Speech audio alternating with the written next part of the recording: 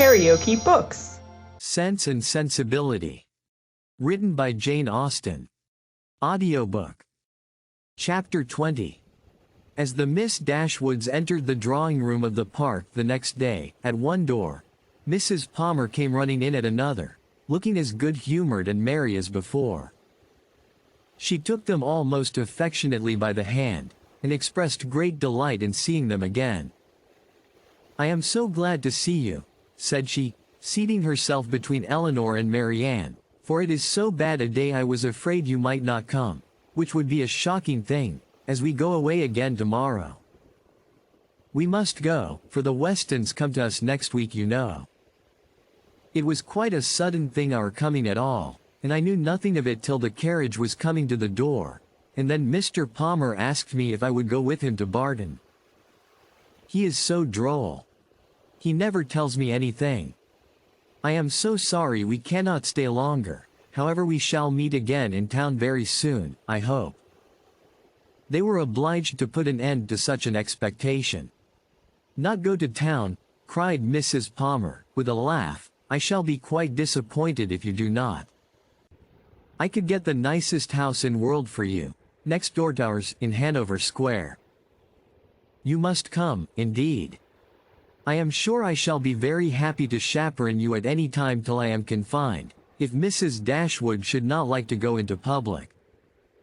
They thanked her, but were obliged to resist all her entreaties. "Oh, my love," cried Mrs. Palmer to her husband, who just then entered the room, "you must help me to persuade the Miss Dashwoods to go to town this winter." Her love made no answer, and after slightly bowing to the ladies, began complaining of the weather. "How horrid all this is," said he. "Such weather makes everything and everybody disgusting. Dullness is as much produced within doors as without, by rain. It makes one detest all one's acquaintance. What the devil does Sir John mean by not having a billiard room in his house? How few people know what comfort is.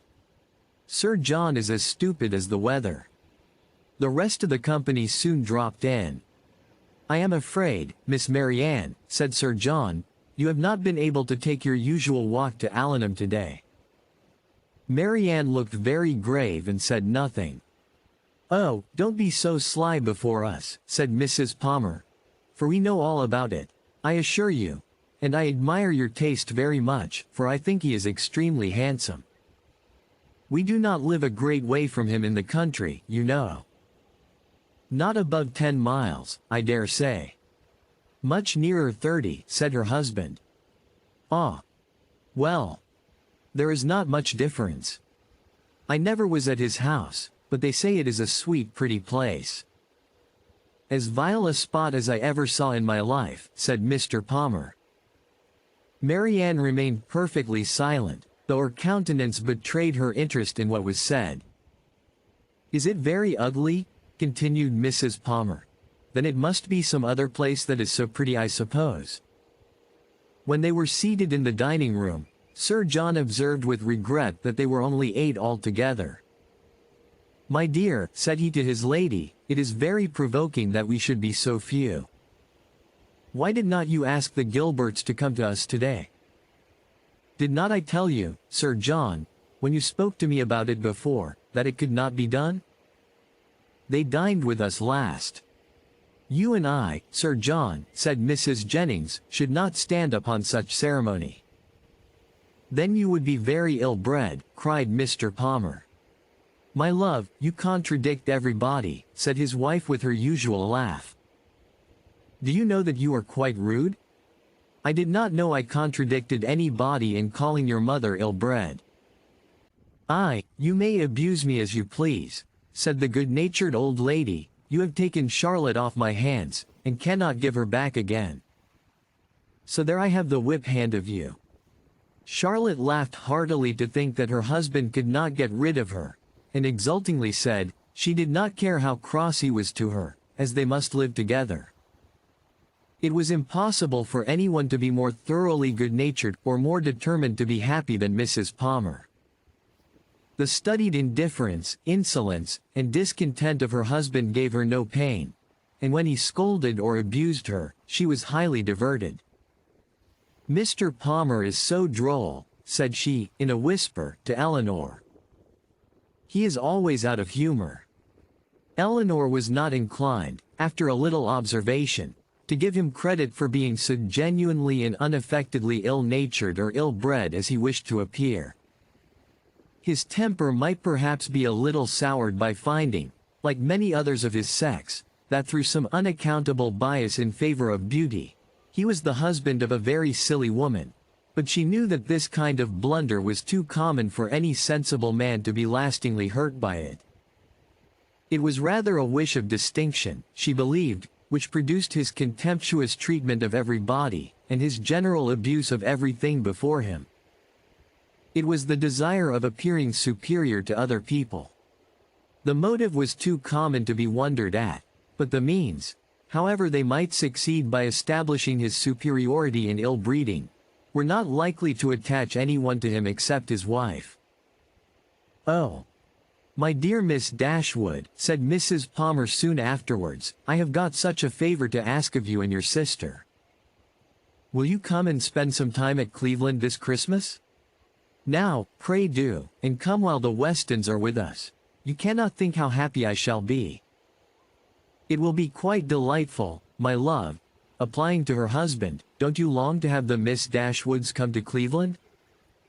"Certainly," he replied, with a sneer. "I came into Devonshire with no other view." "There now," said his lady, "you see Mr. Palmer expects you, so you cannot refuse to come." They both eagerly and resolutely declined her invitation. "But indeed you must and shall come. I am sure you will like it of all things. The Westons will be with us, and it will be quite delightful.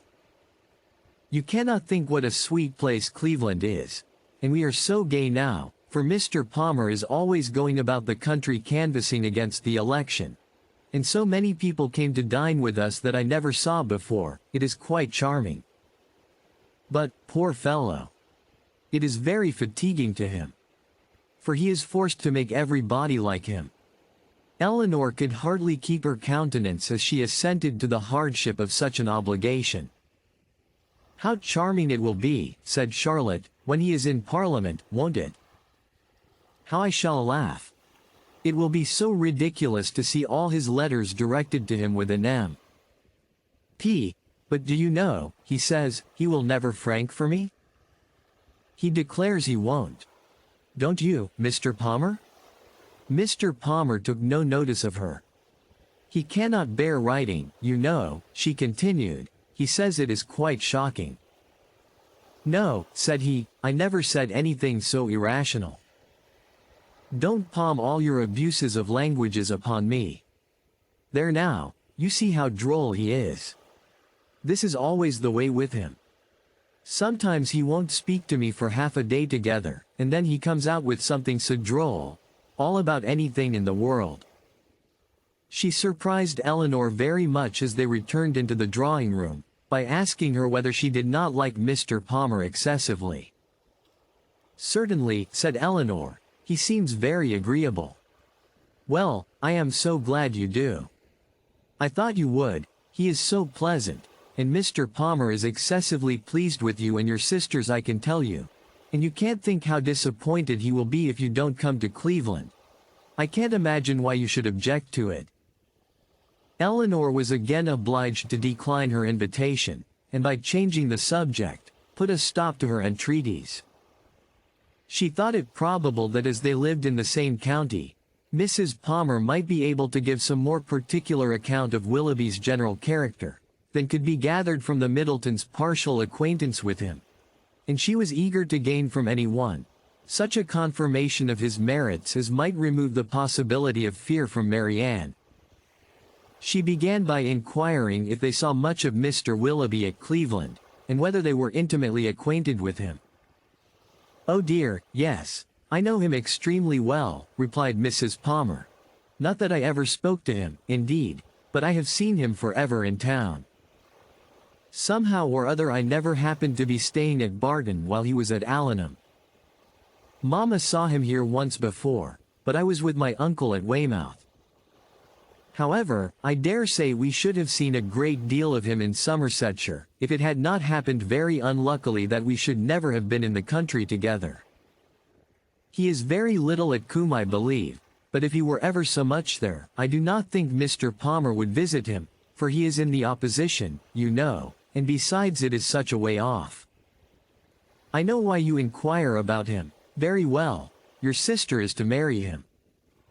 I am monstrous glad of it, for then I shall have her for a neighbor, you know. Upon my word, replied Eleanor, you know much more of the matter than I do, if you have any reason to expect such a match.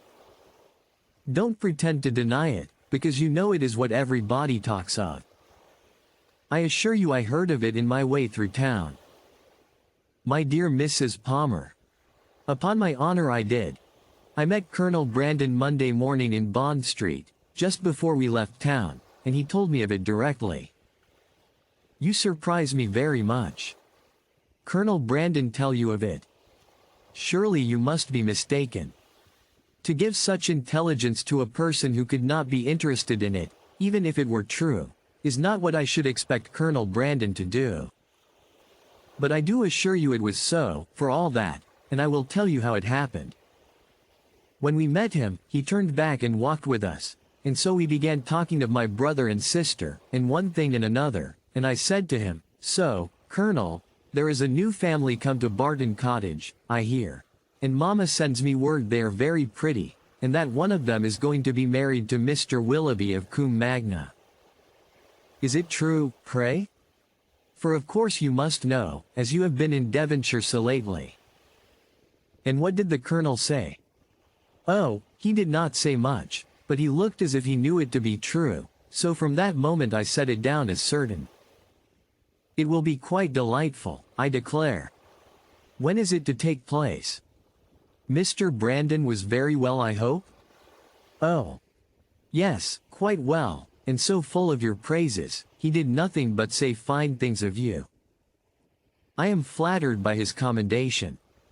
He seems an excellent man, and I think him uncommonly pleasing. So do I. He is such a charming man, that it is quite a pity he should be so grave and so dull. Mamma says he was in love with your sister too. I assure you it was a great compliment if he was, for he hardly ever falls in love with anybody. Is Mr. Willoughby much known in your part of Somersetshire? Said Eleanor. Oh. Yes, extremely well, that is, I do not believe many people are acquainted with him, because Combe Magna is so far off. But they all think him extremely agreeable, I assure you. Nobody is more liked than Mr. Willoughby wherever he goes, and so you may tell your sister. She is a monstrous lucky girl to get him, upon my honor, not but that he is much more lucky in getting her, because she is so very handsome and agreeable, that nothing can be good enough for her.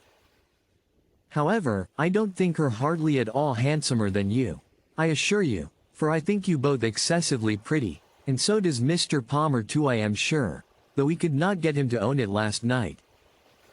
Mrs. Palmer's information respecting Willoughby was not very material, but any testimony in his favor, however small, was pleasing to her. I am so glad we are got acquainted at last, continued Charlotte, and now I hope we shall always be great friends. You can't think how much I long to see you. It is so delightful that you should live at the cottage. Nothing can be like it, to be sure. And I am so glad your sister is going to be well married. I hope you will be a great deal at Combe Magna. It is a sweet place, by all accounts. You have been long acquainted with Colonel Brandon, have not you? Yes, a great while, ever since my sister married. He was a particular friend of Sir John's. I believe, she added in a low voice, he would have been very glad to have had me, if he could. Sir John and Lady Middleton wished it very much. But Mamma did not think the match good enough for me, otherwise Sir John would have mentioned it to the Colonel, and we should have been married immediately. Did not Colonel Brandon know of Sir John's proposal to your mother before it was made? Had he never owned his affection to yourself? Oh. No, but if Mamma had not objected to it, I dare say he would have liked it of all things. He had not seen me then above twice, for it was before I left school. However, I am much happier as I am. Mr. Palmer is the kind of man I like. If you liked what you heard, please subscribe to the channel.